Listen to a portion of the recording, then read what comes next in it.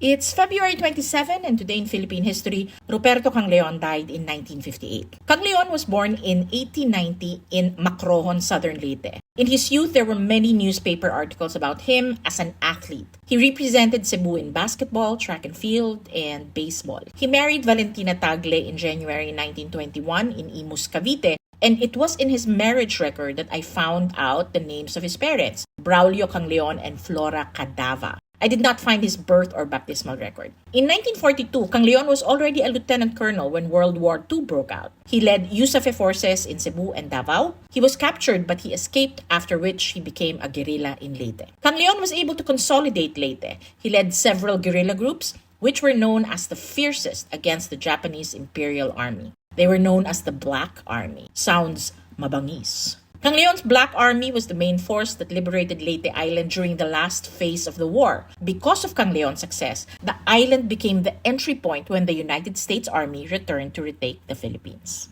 In recognition of his extraordinary heroism and pivotal role in the battle, General MacArthur personally awarded him the Distinguished Service Cross of the United States of America. This commendation, witnessed by Philippine President Sergio Osmeña and top military officials, underscored Kangleon's indispensable contribution to the liberation of the Philippines. He also received the Distinguished Service Star and the Bronze Star medals.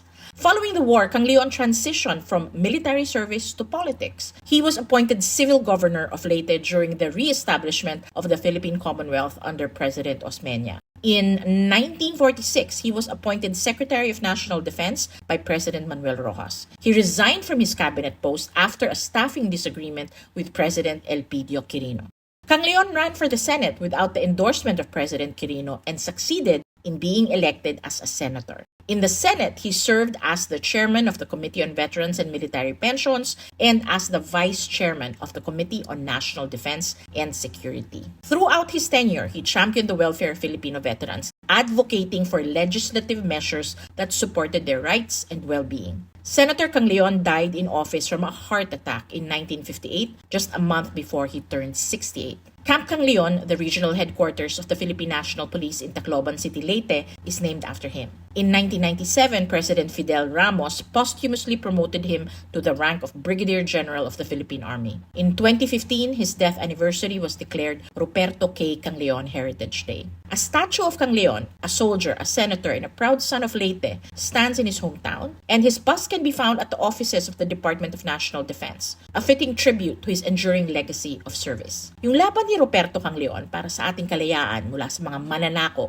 ang pamana niya. Sayang hindi siya masyadong kilala ng mga kabataan ngayon. Pero in fairness, buhay na buhay sa buhay niya ang kahanga-hangang maalamat na kagitingan. O diba? Meow meow.